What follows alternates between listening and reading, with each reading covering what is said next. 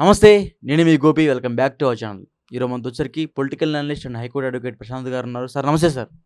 నమస్తే. సార్ మనం ఆ తెలుగు ఇండస్ట్రీకి వచ్చేసరికి ముఖ్యంగా ప్రొడ్యూసర్లు అండ్ అదేవిధంగా డైరెక్టర్స్ కూడా కొంతమంది చాలామంది కమిట్మెంట్ అడుగుతూ ఉంటారు. సో అందులో భాగంగా శ్రీముఖు గారిని ఎవరో కమిట్మెంట్ అడిగారంట. గత 2 రోజుల నుంచి కొన్ని వెబ్‌సైట్‌లో ఇది దారుణంగా వైరల్ అవుతుంది. అంటే ఖచ్చితంగా అంటే కొత్త సినిమాలకి ఏమన్నా ట్రై చేయాలంటే కమిట్మెంట్ ఇవ్వాలా సార్ ఇండస్ట్రీలో? అంటే ఇక్కడ ఏంటంటే చూడండి, హ్మ్. ఇక్కడ వ్యక్తిత్వం అనేది చాలా ఇంపార్టెంట్. హ్మ్. పెద్దవాళ్ళు ఏం చెప్పాలంటే character is lost, everything is lost అంటారు. హ్మ్. అంటే శీలం పోయిందంటే ప్రతి ఒక్కటి పోయినట్టే. హ్మ్. అది మొగాడికైనా ఆడదానికైనా హ్మ్. క్యారెక్టర్ ఈజ్ ఇంపార్టెంట్ అంటారు. అంటే శీలం. ఓకే. ఇప్పుడు మీరు అనేది కమిట్మెంట్ అంటారు. హ్మ్. అంటే ఇక్కడ జరిగేది ఏంటంటే, నాకు తెలిసింది ఏంటంటే, ఒక కళాకారులు, ఒక ఆర్టిస్టు, ఒక యాక్టర్, ఒక యాక్ట్రెస్ కావాలంటే హ్మ్. వాళ్ళకి కొన్ని డైమెన్షన్స్ ఉంటాయి. ఇప్పుడు హ్మ్. ట్రైనింగ్‌లో చెప్తారు. హ్మ్. సైకలాజికల్ డైమెన్షన్స్, ఫిజికల్ డైమెన్షన్స్ హ్మ్. అండ్ ఇంకా ఇప్పుడు సాత్విక అభినయం, వాచిక అభినయం, ఆహార్య అభినయం, హ్మ్. ఇలా అభినయాలు ఉంటాయి అన్నిట్లలో. ఓకే. వీటిలలో అన్నిట్లలో వాళ్ళు ఏదైనా ఒక పాత్రలో ఇమిడిపోవాలంటే వాళ్ళు ఫ్లెక్సిబుల్‌గా ఉండాలి. హ్మ్. అంటే ఇప్పుడు నవరసాలను పండించగలిగేది ఉండాలి. ఓకే. నవరసాలలో శృంగార రసం కూడా ఒకటి. హ్మ్. కోపము అన్నీ ఉంటాయి. ఇప్పుడు what I mean to say, హ్మ్. ఇప్పుడు ఒక పాత్ర పరంగా ఆమె ఒక శృంగారం క్యారెక్టర్ చేయాలి. హ్మ్. ఒక బోల్డ్ క్యారెక్టర్ చేయాలి. ఇప్పుడు రీసెంట్ ట్రెండ్ ఏందంటే, అంటే are you able to perform bold character అంటారు. Hmm. What do you mean by bold character? That is nothing but it's I mean sexual intercourse type character. Hmm. అంటే ఇప్పుడు మన ఇండియాలో ఏ ఏ ఏ సర్టిఫికేట్స్ అంటే ఓపెన్‌గా చెప్పలేం, చూపెట్టలేం గదా!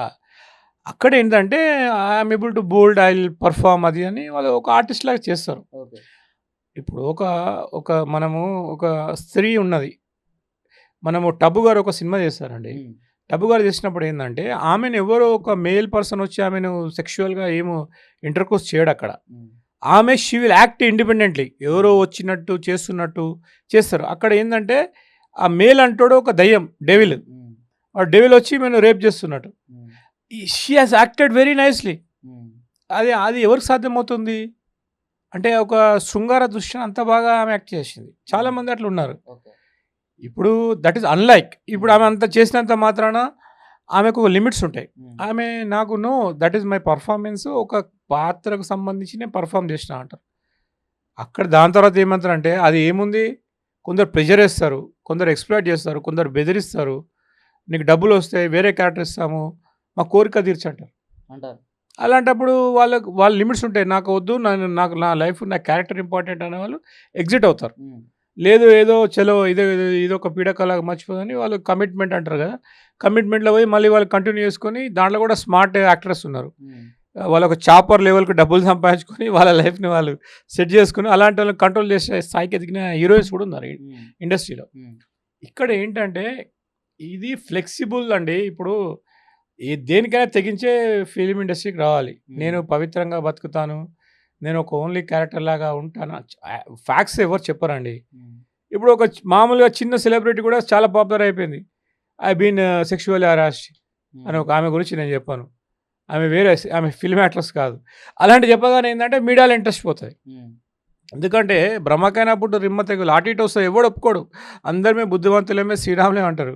ఆ విషయానికొస్తే అందరికి కోరికలు ఉంటాయండి. హ్మ్. కానీ ఎవడు చెప్పడు. యాస్ ఎ ఫ్యాక్ట్ నేను వాట్ ఈస్ మై అనాలిసిస్ అంటే ఇలా ఎందుకు జరుగుతున్నాయి? ఇలా ఎందుకు జరుగుతున్నాయి అంటే చెప్తాను. హ్మ్. సరే ఒక అమ్మాయి వచ్చింది. అమ్మాయి చాలా మంచి పాత్రలేస్తుంది. హ్మ్.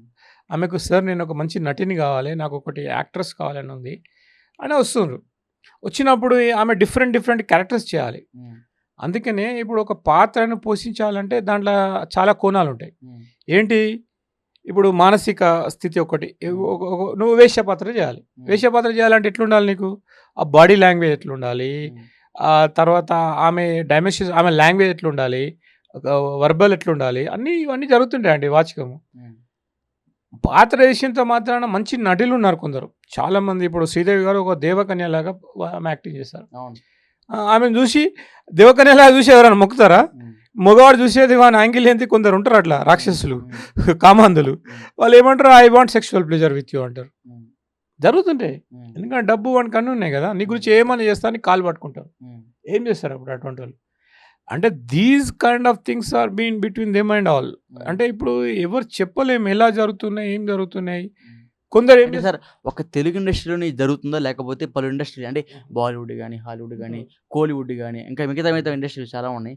సో వాటిల్లో కూడా ఇలా జరుగుతుందా? లేకపోతే తెలుగు ఇండస్ట్రీలో జరుగుతుందంటారా ఇలాగా? అంటే సరే ఇప్పుడు ఇలాంటివి యాక్చువల్‌గా న్యూస్ అనేవి చాలా ఏమంటారు ఇలాంటివి మన సొసైటీలోనే. ఎందుకంటే మన సొసైటీ సనాతన ధర్మంతో ఉన్నదండి. హ్మ్.